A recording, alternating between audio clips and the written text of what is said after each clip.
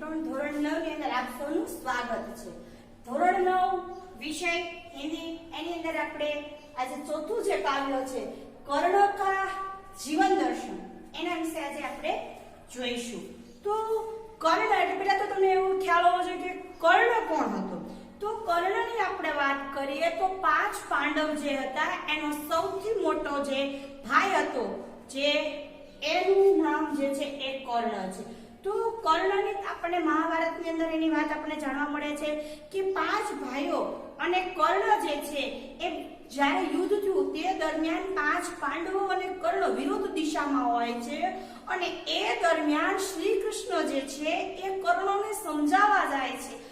એ વખતની જે વાત છે એ આપણા કાવ્યની અંદર પ્રસ્તુત કરવામાં આવી છે।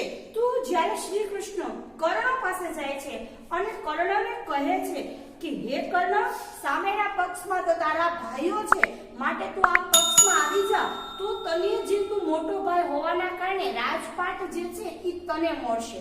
પણ કર્ણ જે છે એ આનો અસ્વીકાર કરે છે। કર્ણ એવું કહે છે કે આની મારે શું જરૂર છે, મારે આને જરૂર છે નહીં કે છે। મહેલો ઉપર કોણ રહે, તો કે છે મહેલોની મારે જરૂર નથી, મહેલોમાં તો હંમેશા શાંત બેસનારા કબૂતરો રહે છે, મારે તો ગરુડ થવું છે, પહાડોની તિરાડમાં રહેવું છે, એવું કર્ણ શ્રી કૃષ્ણને કહે છે। અને કર્ણ કહે છે કે આ ભોગ વિલાસ જે છે મારા કામનું કાંઈ છે નહીં, મારે તો માત્ર દાનની જે સરિતા છે એને ભેવડાવી છે કે છે, માટે આની મારે જરૂર છે નહીં। આમ કર્ણ જે છે એ પોતાના જીવન દરમિયાન જે પણ ભોગ વિલાસની છે એનો ત્યાગ કરવા માંગે છે, અને પોતાના જીવન જે છે એને સાર્થક કરવા માટેનું આ કાવ્ય આપણી સમક્ષ એમણે રજૂ કર્યું છે। તો એના કવિ જે છે રામધારી સિંહ દિનકર જે છે એમનું ઉપનામ છે, અને એનું નામ જે છે લેખક કવિનું રામધારી સિંહ, અને એમનું ઉપનામ દિનકર છે। કર્ણ કા જીવન દર્શન। તો આપણે જોઈએ કે પ્રસ્તુત જે ખંડ કાવ્ય છે કે રશ્મિથી महारथी कर्ण के करुण किंतु जीवन की मीमांसा करने वाला खंड काव्य। करुण છે, તમને ખ્યાલ હશે કે આ કાવ્યની અંદર જે કરુણતા દેખાડી છે, જે દયા દેખાડી છે કર્ણએ, એની વાત કરી છે। પણ આ જે કાવ્ય છે કર્ણનું જે જીવન હતું એના વિશે આપણને સમજાવવામાં આવ્યું છે। सारे अन्यायों को सहकर कर्ण जन्मजात महानता पर पुरुषार्थ जन्य महानता की विजय चाहता है। એને જે પણ દુઃખ હતું એ દુઃખનો ત્યાગ કર્યો અને એક જીવન જે છે એ સાચી રીતે જીવવાનો આપણને રસ્તો દેખાડ્યો છે કે છે। अंत में जब पांडव श्रेष्ठ के रूप में सब कुछ प्राप्त करने का प्रलोभ सामने आता है तब भी अविचलित रहता है, और जिसने आज तक साथ दिया उस मित्र को किसी भी मोल पर छोड़ना नहीं चाहता।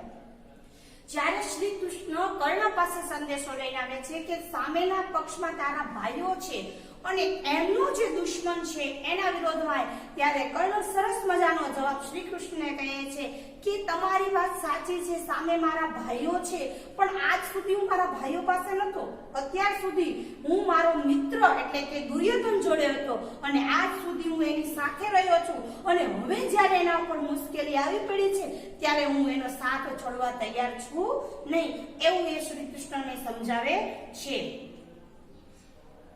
कृष्ण कर्ण को पांडव के पक्ष में ले आने के लिए इससे मिलते हैं।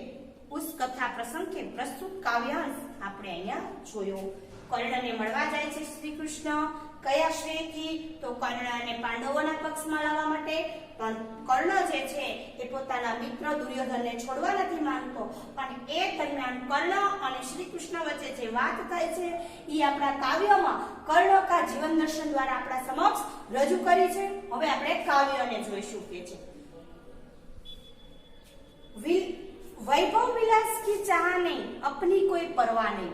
કર્ણને જ્યારે શ્રી કૃષ્ણ કહે છે કે તું પાંડવો પક્ષમાં આવી જા, તું મોટો ભાઈ છું, તને માટે જે પણ રાજપાટ છે તને પ્રાપ્ત થાય છે, ત્યારે કર્ણ સરસ મજાનો જવાબ શ્રી કૃષ્ણ આપ્યો કે ભોગ વિલાસના જે સુખ સાધનો છે, સગવડતા છે, એ મારા માટે કંઈ જ કામની નથી, એની મારે કોઈ પણ પ્રકારની જરૂર નથી। પરવા એટલે કે એ મારે કંઈ જરૂર નથી, વૈભવ વિલાસ મારે જરૂર નથી, કે બસ यही चाहता हो, केवल दान की देव शरीता निर्मल, करोड़ तल से झड़ती रहे सदा, निर्धनों को भरती रहे सदा। કર્ણ કહે છે કે ભોગ વિલાસની મારે જરૂર નથી, માત્ર હું એટલું જ ઈચ્છું છું કે આ મારા જે હાથ છે એ હાથથી હંમેશા હું બીજાને દાન આપતો રહું અને મારા હાથ જે છે એ પવિત્ર હાથ દ્વારા હું બીજાને દાન આપું। કરતલ સે ઝડતી રહે, કરતલ એટલે કે હથેળી, અને આ હથેળીથી હું બધાને દાન આપું અને જે નિર્ધન એટલે કે જેની પાસે કંઈ જ નથી એવો વ્યક્તિ મારું દાન મેળવી અને સુખી થાય એવી મારી ઈચ્છા છે। ભોગ વિલાસની મારે જરૂર છે નહીં કે છે। નિર્ધન લોકો ભરતી રહે સદા, જેની પાસે કંઈ નથી એ મારા દાન વડે કે છે પોતાનું ભરણ પોષણ કરે એવી મારી ઈચ્છા છે કે છે। હવે કે છે કર્ણને કૃષ્ણએ જે લાલચ આપી હતી એ લાલચ વિશે કહે છે, તુજ હે રાજ્ય ક્યા હે કેશવ, પાતા ક્યા નર પર પ્રાપ્ત વૈભવ।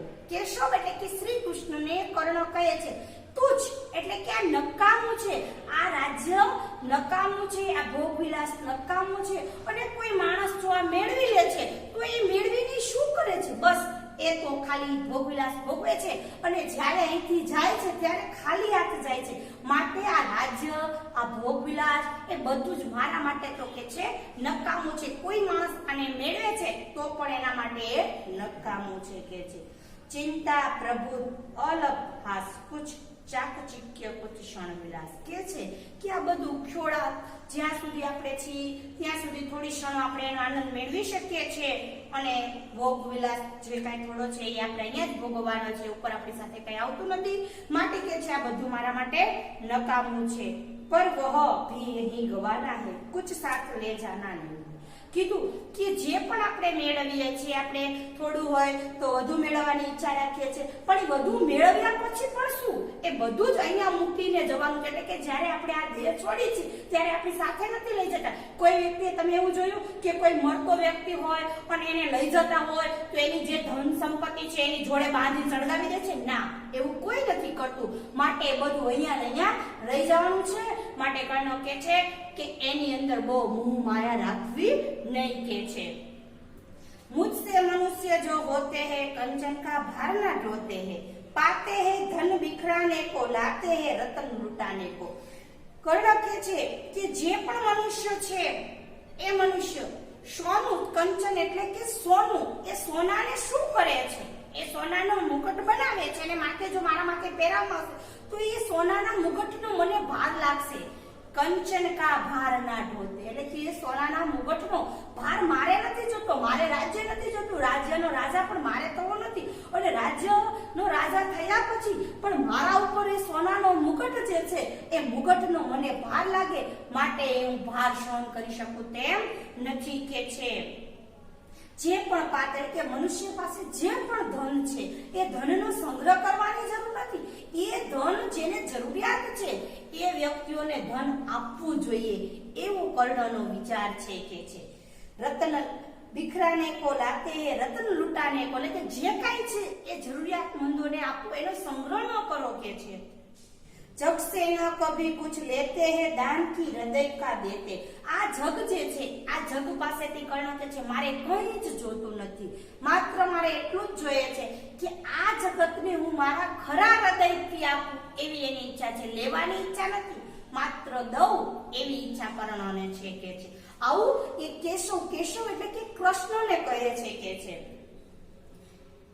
प्रसादों के कनभाग शिखर होते कबूतरों के ही घर। कनभाग એટલે કે જે પ્રાસાદ એટલે કે મહેલ, અને મહેલનો જે સૌથી ઉપરનો ટોચનો ભાગ છે એને કનભાગ કહેવાય। એટલે કર્ણ જે છે એ શ્રી કૃષ્ણને કહે છે કે મહેલના જે સૌથી ઊંચો ભાગ છે કનભાગ, જે સોનાનો બનેલો છે શિખર, એ મારા માટે તુજ છે। એના ઉપર તો માત્ર શાંત જે કબૂતર હોય એ બેસે, કબૂતરો કાઈ ઘર હો સકતા હૈ। એ જે સોનાનું શિખર છે એના ઉપર તો માત્ર કબૂતર બેસી શકે છે, એ મારા કામનું નથી। હું તો કેવો છું કે છે મહેલો में गरुड़ न होता, कंचन पर कभी न सोता। મહેલોની અંદર ગરુડ ન રહે, મહેલોની અંદર કબૂતર રહે કે છે। હું તો ગરુડ છું, મારે ગરુડ થવું છે, એટલે તો કે છે હું કભી ક્યારે હું ગરુડ છું, ગરુડ કોઈ દી સોના ઉપર બેસતો નથી કે છે. કંચનનો ભાર એટલે કે સોનાનો ભાર જે છે ગરુડ ઉચકી શકે નહીં કે છે. બસતા વહ કહી પહાડો में सैलों की फटी दरारों में. ગરુડ ક્યારે તો કે જે પહાડ જે હોય, ઊંચો ઊંચો પર્વત હોય, એની જે ફાટેલી તિરાડ હોય, ફટી દરાર એટલે કે ફાટેલી જે તિરાડ હોય એની અંદર ગરુડ રહે. મહેલોમાં ગરુડ રહેતો નથી કે છે. બસતા વહ કઈ પહાડો में सैलों की फटी दरारों में. सैलो એટલે કે પર્વતોની જે તિરાડો છે ફાટેલી, એ તિરાડોમાં ગરુડ રહે છે કે છે.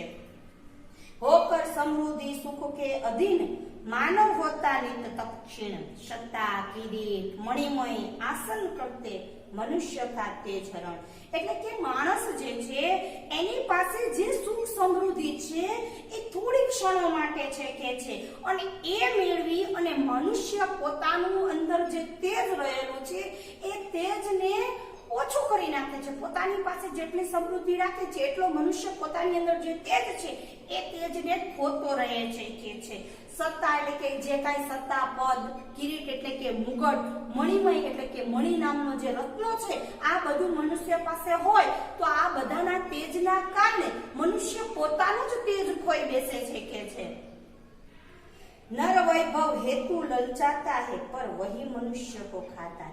नर એટલે કે માણસ જે છે એ આ બધી સુખ સગવડતાઓ, મણિમય, હોદ્દો, સત્તા, રત્ન, આ બધું જોઈને માણસ જે છે ને લલચાય છે કે છે. પણ આ માણસને ઈ લાલચ પોતે જ ખાઈ જાય છે. મનુષ્ય કો હી ખાતા. એટલે લાલચ જ મનુષ્યને પોતાને પોતે ખાઈ જાય છે. ચાંદની પુષ્પ છાયા में पल नर गले बने सुमधुर कोमल. એટલે કે મનુષ્ય જે છે એ પોતે આ જે ભોગ વિલાસ છે એ બધું છોડી દેવું જોઈએ. શાંતિથી ચાંદનીની છા, જે ચાંદનીની અંદરથી જે રોશની નીકળે છે અને એ જેમ શીતળ હોય છે એમ મનુષ્ય પણ આ બધું છોડી અને એકદમ સુમધુર એટલે કે એકદમ સરસ મજાનું કોમળ રીતે પોતાનું જીવન જે છે એ જીવવું જોઈએ કે છે. અમૃત કલેશ કા પીએ બિના આતમ અખંડ में જીએ બિના. એટલે કે કોઈ પણ વ્યક્તિએ એકબીજા પ્રત્યે લાલચ, લોભ કે દુશ્મનાવટ આ કાંઈ પણ રાખ્યા વગર એકદમ શાંતિથી કે છે રહેવું જોઈએ અને હળી મળી એકબીજા સાથે રહેવું જોઈએ. અખંડ में જીએ બિના એટલે કે એકદમ શાંતિથી કે છે પોતાનું જીવન જે છે એ જીવવું જોઈએ. વહ પુરુષ નહીં કહેલાતા સકતા, વિઘ્નો કો નહીં હિલા સકતા. જે વ્યક્તિ પરિસ્થિતિ આવી પડી હોય ને એ પરિસ્થિતિનો જો માણસ સામનો ન કરે તો એ મનુષ્ય ન કહેવાય કે છે. वह पुरुष नहीं कहला सकता, विघ्नों का नहीं हिला सकता. એટલે એ મનુષ્ય નો કહેવાય કે જે મનુષ્ય પરિસ્થિતિનો સામનો ન કરી શકે એને કે છે મનુષ્ય કહેવામાં આવતું નથી. મનુષ્ય કેવો હોવો જોઈએ કે ગમે એ પરિસ્થિતિ આવી પડી હોય અને એ પરિસ્થિતિનો સામનો કરે એવો મનુષ્ય હોવો જોઈએ અને એ જ મનુષ્ય તરીકે કે છે ઓળખાય છે. અને આવું કર્ણ પોતાના જીવન દર્શનથી આપણને સમજાવે છે કે છે. ઉઠતે જો ઝંઝાવાતો મેં, પીતે જો વારે પ્રભાતો તે. એટલે કે ગમે ઝંઝાવત એટલે કે ગમે એવી મુશ્કેલી આવી હોય અને એ મુશ્કેલીનો કે છે સામનો આપણે કરવાનો છે. વારી એટલે પાણી, વારી એટલે પાણી કે છે અને એ સામનો અહીંયા વારી દ્વારા આપણને સમજાવ્યું છે, પાણી દ્વારા સમજાવ્યું છે કે પાણી ગમે તેટલો પવન હોય પણ એ પોતાનો ઘોંઘાટ કરવાનું નથી ભૂલતું. પવનની અંદર પાણીનો જે અથડાટ છે એવી જ રીતે આપણા જીવનની અંદર પણ એવા અથડાટ આવી શકે છે અને એનો આપણે સામનો કરવાનો છે કે છે. સારા આકાશ અનયન જીલકા વિષગર ભુજંગ ભુજન જીશકા. પવન જે છે એની વાત કરી ત્યાર પછી ભુજંગ, ભુજંગ એટલે કે સાપ. સાપ જે છે એનું પવન ખાઈને રહે છે કે છે. સાપ પવન ખાઈને રહે છે. ભુજંગ એટલે કે પવન અને તેમ છતાં સાપ જે છે એ ઝેર ઓકે છે. વિષગર એટલે કે પોતાના મોઢામાંથી ઝેર કાઢે છે કે છે. તમને ખબર હશે કે સાપ જે છે એ ચંદનના ઝાડ પર રહે છે.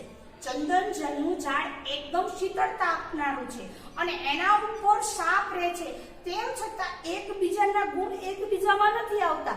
સાપ પોતે ઝેર આપવાનું નથી છોડતો અને ચંદનનું વૃક્ષ જે છે એ પોતાની શીતળતા નથી છોડતો. એવી જ રીતના સાપ જે છે પવનને પોતાનો ખોરાક તરીકે ગ્રહણ કરે છે અને તેમ છતાં પોતાના મુખની અંદરથી કે છે એ ઝેર ઓકે છે કે છે. વેહી ફણી બંધ છુડાતે હે ધરતી કા હૃદય છુડાતે. એવો જ વ્યક્તિ જે છે એ આ ધરતી ઉપર જે પરિસ્થિતિનો સામનો કરી અને આગળ વધે છે એવો જ કે છે અહીંયા રહી શકે છે. મેં ગરુડ હું કૃષ્ણ, મેં પક્ષીરાજ, સિર પર ન चाहिए मुझे ताज. કૃષ્ણને કહે છે કર્ણ કે હે કેશવ, હે કૃષ્ણ, હું તો ગરુડ છું અને ગરુડ એટલે કે હું એવો પક્ષી છું, મારે રાજા નથી થવું, પક્ષીરાજ નથી થવું અને મારે કોઈ સિર ઉપર એટલે કે માથા ઉપર મુગટ પણ જોતો નથી કે છે. તાજ એટલે કે મારે મુગટ પણ જોતો નથી. મારે તો માત્ર મારી મિત્રતા જે છે દુર્યોધન જોડે એને નિભાવવાની છે, માટે હું એનો સાથ છોડી શકું તેમ નથી. દુર્યોધન પર હે વિષાદ. વિષાદ એટલે કે દુર્યોધન પર જે વિપત્તિ આવી પડી છે કે છે સપ્તાહના કિસી વિસુ સે છોડ. દુર્યોધન ઉપર અત્યારે વિપત્તિ છે અને એ વિપત્તિમાં હું કોઈ પણ સંજોગોમાં એનો સાથ છોડી શકું તેમ નથી કે છે. રણ ખેત પાટના હે મુજકો, હી પાસ કાટના હે મુજો. અને હું એની જોડે રહી, દુર્યોધન જોડે રહી અને રણ મેદાનની અંદર યુદ્ધ કરવા હું તૈયાર છું અને એ યુદ્ધની અંદર મારી મિત્રતા જે છે એને હું સાબિત કરવા ઈચ્છું છું, માટે હું તમારી કહેલી વાત કોઈ પણ સંજોગમાં માનવા તૈયાર નથી. આ આપણે કાવ્યને જોયું. હવે કાવ્યની અંદર બે પ્રશ્નો છે, બંને એક માર્ક્સના છે. પહેલો પ્રશ્ન જે છે કે મહલો કે શિખર પર કોણ રહેતા है? આપણને આવડતું જ હોય કોણ રહે છે. સાચી વાત, શરદ. મહલો કે શિખર પર કોણ રહેते हैं? કબૂતર. ત્યાર પછીનો બીજો પ્રશ્ન છે ગરુડ કહાં રહેતે हैं? તો એ પણ આપણને એનો જવાબ પણ આવડવો જોઈએ. ગરુડ પહાડો કી તિરાડ પર રહેતે हैं. એ એનો જવાબ થયો. તો બંને એક વાક્યોના છે અને આ કાવ્ય જોયા પછી તમારે લખવાની પણ જરૂર નથી. બંને પ્રશ્ન એમ જ તમને આવડી જાય એવું છે. તો આ કાવ્યો ને તમે જોયું, બંને પ્રશ્ન તમે જોઈ લેજો. ન આવડે તો શેર કરજો, કોમેન્ટ કરજો અથવા મને ફોન કરજો.